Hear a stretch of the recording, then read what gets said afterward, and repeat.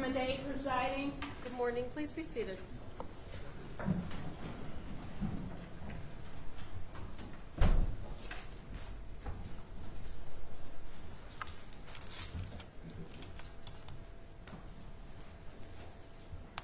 Good morning, ladies and gentlemen. Today it is my duty to advise you of your constitutional rights. These instructions are important, so please listen carefully. Under the constitutions of the United States and the state of Ohio, persons charged with the commission of an offense are guaranteed certain basic rights. They are the right to know and understand the charges against you, the right to a speedy trial, the right to a trial by jury. You may waive or give up that right and have your case tried by a judge without a jury. At trial, the state of Ohio has the burden of proving your guilt with evidence beyond a reasonable doubt. You have the right to meet your accusers face to face and to cross-examine witnesses for the prosecution. You have the right to summon or subpoena witnesses on your behalf. You do not have to testify against yourself. You have the right to counsel. If you are unable to afford an attorney, the court will appoint a lawyer to defend you. You will be assessed a $25 fee for an appointed attorney. You will not be denied an attorney if you are unable to pay this fee. At the end of your case, you may be ordered to pay the fee if your judge determines you are financially able. If you choose to hire your own attorney, you have the right to a reasonable continuance to hire one. This morning, you are not here for the trial of your case. You are here for your arraignment. An arraignment is your opportunity to be informed of the charges against you, for a bond to be set, and for you to enter your plea. You do not have to make any statement about the charges against you, but any statement made may be used against you. As your name is called, please step forward. You will be asked when you received a copy of the indictment or information and whether or not you understand the charges against you. By law, you have 24 hours before you must respond to the indictment or information. If it has been less than 24 hours since you received a copy of your indictment or information, but you wish to be arraigned anyway, you may waive the 24-hour notice, and we will complete your arraignment this morning. If your case is going forward by way of information, I will ask your attorney to place on the record that they discussed with you waiving presentment of your case to the grand jury. You will be asked if you understand the charges against you, if you knowingly and willingly signed the waiver, if you consent the charges proceed by information instead of indictment, if you wish to continue to be arraigned by waiving the 24-hour notice and the reading of the information. You will be asked how you plead. A defendant may plead not guilty by reason of insanity, guilty, or with the consent of the court, no contest. If you want to plead guilty and you do not have a lawyer, the court will assign counsel for you so that you may have a complete and full understanding of your constitutional rights. Your case will be assigned to a judge, whether you plead guilty or not guilty. If you refuse to plead, the court will enter a not guilty plea on your behalf. If you have been charged with a crime of violence and/or any drug offense under Ohio law, you cannot knowingly have, carry, or use a firearm or dangerous weapon until your case is concluded. This is called being under a disability. If you violate this disability, you could be charged with a separate felony offense in addition to the original charges you are being arraigned for today.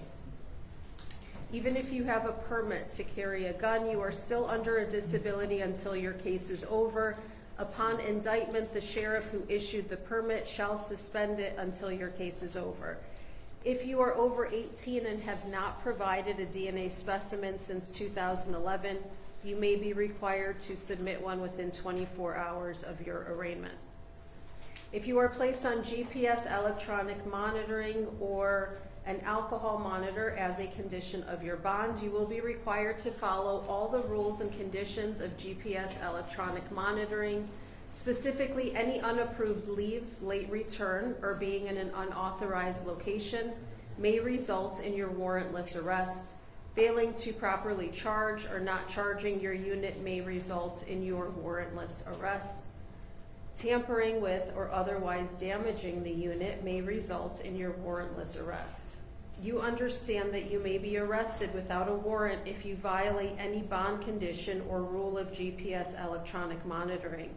You must sign the GPS electronic monitoring rules, which will be explained to you prior to your release as a condition of bond. When GPS electronic monitoring is ordered as a condition of your bond, you will be asked by the judge if you were listening to these instructions regarding GPS monitoring, if you understand the rules allow you to be arrested without a warrant, if you violate the terms of GPS electronic monitoring, and if you understand that you must knowingly, voluntarily, and willingly sign those rules prior to your release. Finally, pursuant to Revised Code Section 2937.99, if you do not appear in court as ordered after being released on your bond, you may be charged with a felony of the 4th degree. Inmates in the county jail have the right to be present in the courtroom. Officer, any? We're okay here, Your Honor. Okay, thank you very much. You're welcome. We can call the first case. Start with the jail 693409, Monte Hardy. Good morning, Your Honor. Good morning.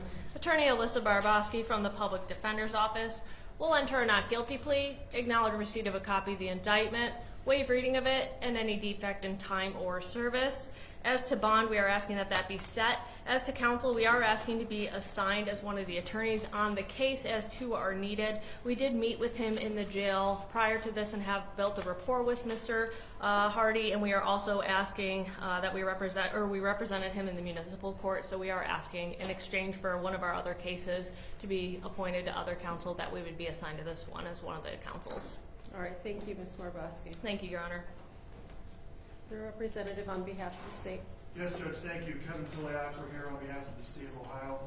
Your Honor, I understand what the bond recommendation is for this defendant. The state of Ohio is asking for his bond to be set at $10 million. The state gives notice that it will be filing a motion to have him held without bond once we know who the trial judge is.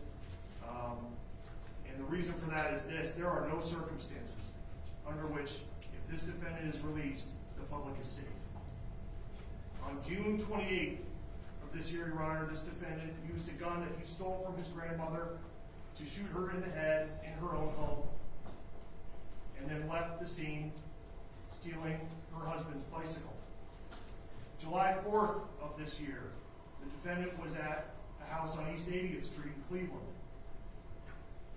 He was surrounded by police who were there to arrest him on the warrant for felonious assault from Garfield Heights. He knew they were there. He exited the home, got on that bicycle. In one hand were two swords, and in his left hand was that same gun that he had stolen from his grandmother and had shot her with. Police tried to arrest him in a manner in which he would stay safe. And instead, he fired 4 rounds, the first round hitting Officer Jameson Ritter, killing him. The second round going right past Officer Logan Weber's head. The third round going in between Officer Russell May and Officer Brittany Pajusi. And the fourth round being shot while 5 officers held his hand to the ground while still clutching the gun. This defendant poses an immense risk to the public and should not be released. With me today are members of Cleveland Police, Russell May, Logan Weber, Detective Hudson with the Homicide Unit, and other members of Cleveland Police. I've spoken with Beatrice Porter's husband.